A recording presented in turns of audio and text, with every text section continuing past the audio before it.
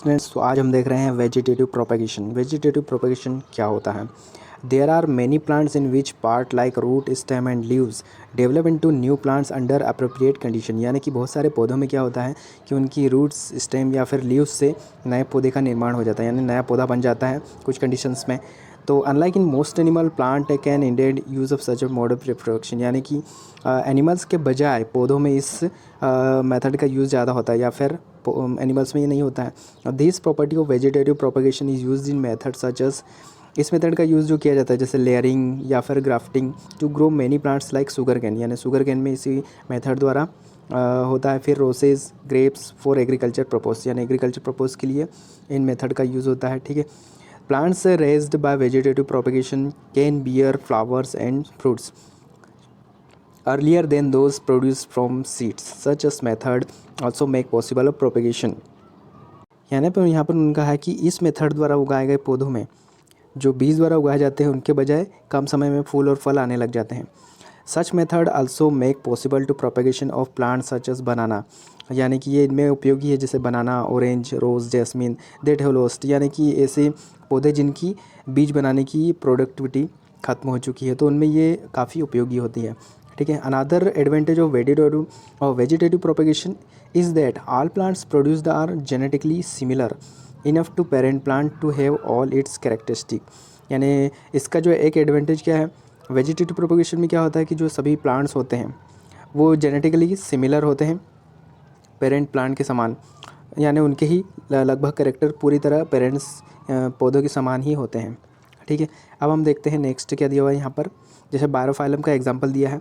बायोफाइलम में क्या होता है, similarly birds produced in notch along the leaf margin bryophyllum fall on the soil. जैसे इसकी पत्तियाँ बायोफाइलम की नीचे गिरती है तो पत्ती से ही इस प्रकार पौधों का निर्माण चालू हो जाता है। आप इस यहाँ पर डायग्राम में देख सकते हैं किस प्रकार से यहाँ पर पौधे का निर्माण चालू हो गया, यानी एक पत्ती से बहुत सारे पौधे बन सकते हैं। यहाँ पर इसकी पूरी पत्ती एक तरह वेजिटेटिव पार्ट का वर्क करती है।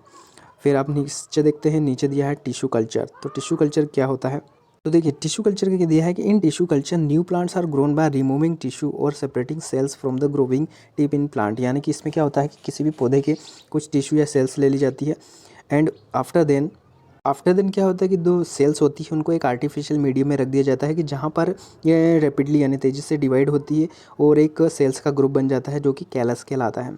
ओके, कैलस, ये क्वेश्चन भी आता है कि व्हाट इज द कैलस, तो आप यहाँ से इसको लिख सकते हैं the callus is transfer to another medium.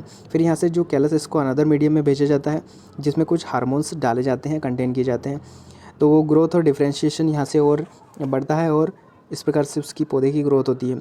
जब plantlets are then placed soil, इसके बाद जब पौधा बड़ा हो जाता है तो उसको सॉइल में ट्रांसफ़र कर दिया जाता है और एक मेच्योर प्लांट के रूप में वो ग्रो होता है। Using tissue culture many plants can be grown from one parent in disease free condition, यानी कि बीमारी से फ्री कंडीशंस में इस प्रकार से बहुत सारे पौधे उगाए जाते हैं। This technique is commonly used in ornamental plants. ये खासकर उन पौधों के लिए होती है जो कि सजावटी पौधे जैसे होते हैं, तो उनमें ये काफ़ी कारगर है टिश्यू कल्चर। ओके, अब हम नेक्स्ट देखते हैं स्पोर फॉर्मेशन। तो यहाँ पर स्पोर फॉर्मेशन क्या होता है, even in many simple multicellular organism specific reproductive parts can be identified. यानी कि जो मल्टीसेलुलर होते हैं उनमें क्या होता है, कुछ स्पेशली रिप्रोडक्टिव पार्ट आइडेंटिफाई किए गए हैं। द थ्रेड लाइक स्ट्रक्चर, आपने देखा होगा ब्रेड में आपको दिखाई देता है, ब्रेड कोई सा भी हो तो उसमें आपको थ्रेड लाइक स्ट्रक्चर अगर बहुत दिन पड़ा हुआ हो तो उसमें इस प्रकार का स्ट्रक्चर जम जाता है, स्पोर्स जम जाते हैं।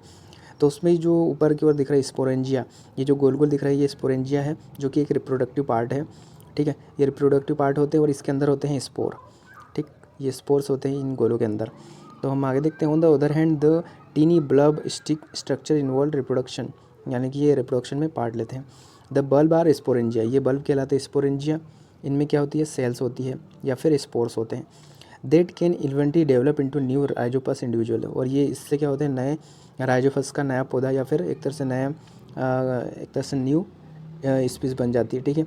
The spores are covered by thick wall, जो स्पोर्स होते हैं एक मोटी वॉल से प्रोटेक्ट रहते हैं और ये कब तक रहते हैं, जब तक कि अनदर इसके कांटेक्ट में आकर इनको एक तरह से यहाँ से हटाना दे। Another moist surface can begin to grow, यानी यहाँ से एक नई सरफेस ना जन्म ले ले तब तक ये चलता रहता है। ठीक, फिर नेक्स्ट देखें, all the modes of reproduction that we have discuss so far allow new generation to be created a single individual.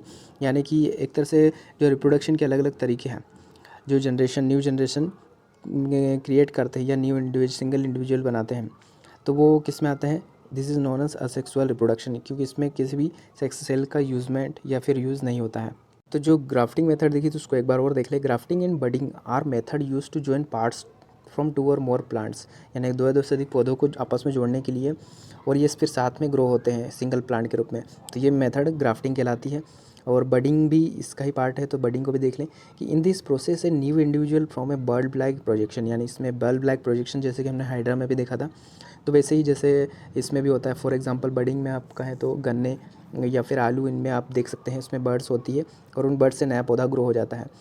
ठीक है, तो यहाँ get detach from the parent to from a new individual, तो आपको बताइए कि जैसे हाइड्रा में होता है, तो ये बडिंग प्रोसेस है। फिर नेक्स्ट हम देखते हैं वेजिटेटिव प्रोपेगेशन के डेफिनेशन में आपको बता देता हूँ ताकि आपको क्लियर हो जाए व्हाट इज़ वेजिटेटिव प्रोपेगेशन। तो देखिए, vegetative propagation is a technique of asexual reproduction, यानी ये किसकी टेक्निक है, असेक्सुअल रिप्रोडक्शन की टेक्निक है। This propagation occurs only in plants, ये किस में होता है, केवल प्लांट्स में होता है। In this method new plants are obtain from parts of plants from example, यानी कि इस मेथड में खास बात ये होती है कि जो नए पौधे होते हैं वो पौधे के कुछ भाग से उत्पन्न होते हैं, जैसे कि स्टेम से, लीव्स से, रूट से, क्योंकि सीड से तो आप जानते ही हैं, तो वो जो सीड से उत्पन्न होते हैं वो वेजिटेटिव प्रोपेगेशन में नहीं आते हैं, लेकिन स्टेम, लीव्स और रूट्स से उत्पन्न होने वाले वेजिटेटिव प्रोपेगेशन में आते हैं। ओके, जैसे आप लेयरिंग का एग्जांपल यहाँ पर देख सकते हैं किस प्रकार से बना हुआ है पौधा। सो स्टूडेंट्स, जैसे कि यहाँ पर दिया है सेक्सुअल रिप्रोडक्शन, तो इसके बारे में आप पहले पढ़ चुके हैं सेक्सुअल रिप्रोडक्शन क्या होता है, इसकी डेफिनेशन वगैरह इसके बारे में पढ़ चुके हैं। तो यहाँ पर जैसे दिया है कि we are also familiar with mode of reproduction that depend on the involvement of two individual, यानी कि हम जानते हैं कि जो ये वाला मोड है, यानी सेक्सुअल रिप्रोडक्शन का जो मोड है, जिसमें क्या है, तो two individual before a new generation, या न्यू जनरेशन से पहले टू इंडिविजुअल का मिलना ज़रूरी है, तो ही वो क्रिएट कर पाते हैं। Bulls can not be produce new clause, यानी कि बुल्स जो होते हैं वो नए बछड़े पैदा नहीं कर सकते। नॉर कैन हैंस अलोन, यानी कि ना ही कोई सी मुर्गी अकेले नए चिक्स प्रोड्यूस कर सकती है, यानी बच्चे बना सकती है। In such cases both sexes male females are needed to be produce a new generation, यानी इसमें आपने सेक्सुअल रिप्रोडक्शन में ये खास बात देखी, जो मेल एंड फीमेल है दोनों का मिलना ज़रूरी है, needed to produce a new generation, new generation के लिए, है ना, male sex and female sex का जरूरी है। What is the significance of this sexual mode of reproduction, तो इस मोड का क्या फ़ायदा है। Are there are any limitation, क्या इसकी कोई लिमिटेशन है of the sexual mode of reproduction which have been discussing about, तो हम इसके डिस्कस आगे की ओर करेंगे।